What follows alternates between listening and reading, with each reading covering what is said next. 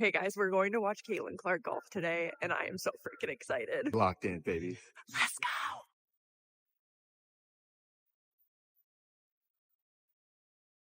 Caitlin Clark's move triggers WNBA sponsor panic.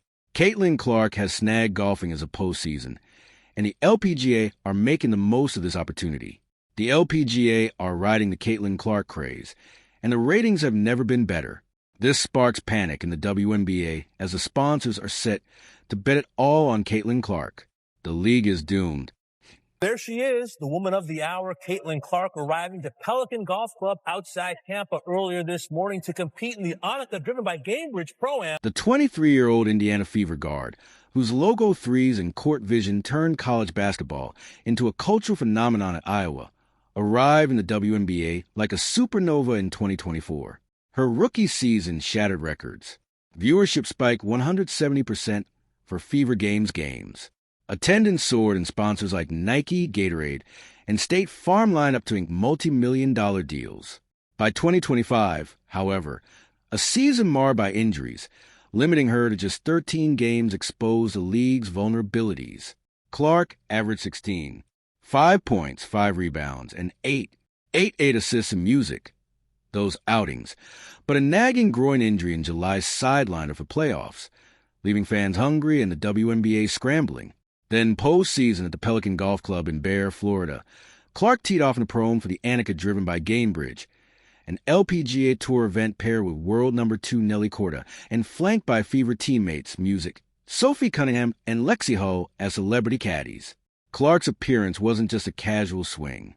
It was a seismic shift that sent shockwaves through the WNBA sponsor ecosystem, igniting panic over the league's financial future. This move, as insiders are calling it, wasn't a full departure from basketball. Clark, an avid golfer since her Iowa days, has participated in Pro-Ams before, including the 2024 edition of the Annika alongside Korda and host Annika Stam. But 2025 felt different.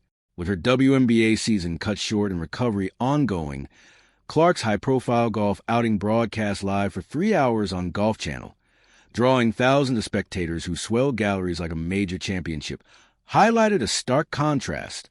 The LPGA's warm embrace versus the WNBA's recent turbulent sponsors, who poured a record $200 million into the WNBA in 2024, largely on Clark's coattails, now whisper about reallocating funds to women's golf, where Clark's star power translates seamlessly without the physical toll or league drama. It's a sponsor shakeup that threatens the WNBA's fragile financial viability, forcing emergency meetings at league headquarters and desperate PR maneuvers that only amplify the chaos. If the WNBA has been fumbling Clark's supernova status, the LPGA is scripting a love letter to it. Clark's return to the Annika Pro-Am was a mere celebrity filler. It was a calculated elevation. Last year's debut generated 395 TV segments mentioning Clark in the event, from ESPN SportsCenter to Pardon the Interruption, boosting impressions by over 34 million, numbers most LPGA stops dream of. In 2025, the LPGA doubled down. Golf Channel expanded coverage to a full 3-hour live window on golf today starting at 10 a.m. Eastern Time, featuring walk-and-talk interviews, slow-motion swing breakdowns, music, and even nod to Clark's nerve-wracking tee shots alongside Korda. LPGA Commissioner Craig Kessler Music was on the first tee himself, grinning as crowds, clad in Fever jerseys and Hawkeye gear, roared for Clark's 35 FT birdie putt that elicited gas from pros like Stam. The LPGA strategy is surgical. Leverage Clark's 5 million Instagram followers and crossover appeal to inject youth and diversity into a sport often stereotyped as stayed CA fresh off her 2024 Player of the Year honors. Gush post-round. It's so cool to see how many people she brings to a different sport, how much of a needle she moves. Clark in turn reciprocated, calling the event powerful and crediting golf's mental grind for sharpening her basketball edge. Ironic given her WNBA woes Gamebridge, Clark's ambassador partner, and the Annika's title sponsor reaped the rewards. Their Brand Activation of the Year award in 2024 was Clark-fueled, and 2025's Pro-Am photos with Clark Korda and sponsor invite Lauren and Guyan went viral, amplifying ROI. Contrast this with the WNBA's hesitancy. While the league touted Clark's 2024 impact, $50 million in new sponsorships tied to her name, it balked at aggressive cross-promotions, fearing dilution of its basketball purity. The LPGA, however, integrates seamlessly. Clark's group finished with a net 59 on the par 70 course, blending humor with highlights like Clark's striped fairway drive on number 10. Post-event, LPGA officials teased future invites with Soren Stam hinting at a more than golf invitational for women's sports stars. Sponsors like Nike already teasing Clark's 2026 golf shoe line see the LPGA as a low-risk extension. No flagrant fouls, just fairway flattery. Viewership for the Pro-Am clips the weekend rounds. Her early Nielsen data proving Clark's another sport vibe is a marketing goldmine. Could Clark become a regular LPGA ambassador, perhaps competing in celebrity events like the Grant Thornton Invitational? Her swing analysis from scratch, praising her balanced finish and minimal slice, suggests untapped potential. If so, the LPGA could siphon WNBA eyeballs, especially among Clark's Gen Z fans who view golf as aspirational, not antagonistic. Kessler's hires, like Chief Sales Officer Monica Fee, signal a pivot toward Clark-like crossovers, potentially adding $100 million in media rights by 2027. The LPGA isn't just riding the wave, it's shaping the surfboard. Back in New York, the WNBA's league office resembles a bunker under siege. Clark's golf splash hit just weeks after a brutal 2025. Her injuries, coupled music with teammate ailments, expose officiating lapses and inadequate player protections. Attendance dipped 15% league-wide without Clark's full presence, and all-star viewership cratered to 2 million from 2024's Clark boosted highs. Enter Nafisa Collier's October bombshell. The Link star eviscerated Commissioner Kathy Angelbert as embodying the worst leadership in the world, recounting a February chat where Angelbert allegedly dismissed rookie pay disparities by saying Clark should be on her knees, thanking the league for her $16 million in off-court earnings. Clark, in her first post-injury media availability, endorsed Keir's valid points, urging great leadership across all levels amid CBA talks expiring October 31st. Cunningham piled on, blasting officials and leadership for being tone-deaf and basketball illiterate.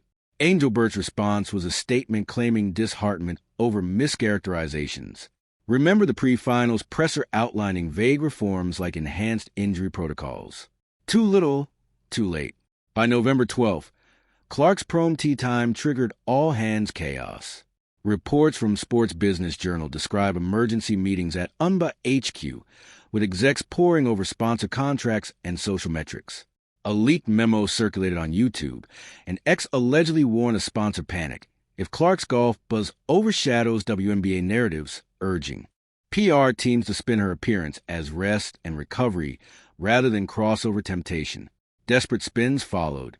WNBA's official post on the prom omitted Clark's name, music, simply captioning a swing clip, with a swing drawing fan backlash for pettiness.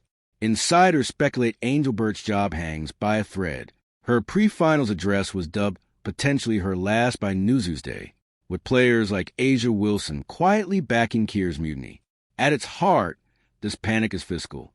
Clark drove 40% of the WNBA's 2024 sponsorship surge per Nielsen, with brands like Gamebridge crediting her for their award-winning activations. Her Nike deal alone is $28 million over 8 years. But 2025's injury-riddled season saw sponsor inquiries drop 20% with execs citing unpredictable star availability as a red flag. Clark's golf pivot amplifies this. Gamebridge, already LPGA tied, doubled down with Clark as ambassador, blurring lines between leagues. Speculation runs wild. Could State Farm or Gatorade shift ad buys to LPGA events? Early data shows Clark's prom generating 50% more social engagement than the WNBA Finals opener. The financial viability question is existential.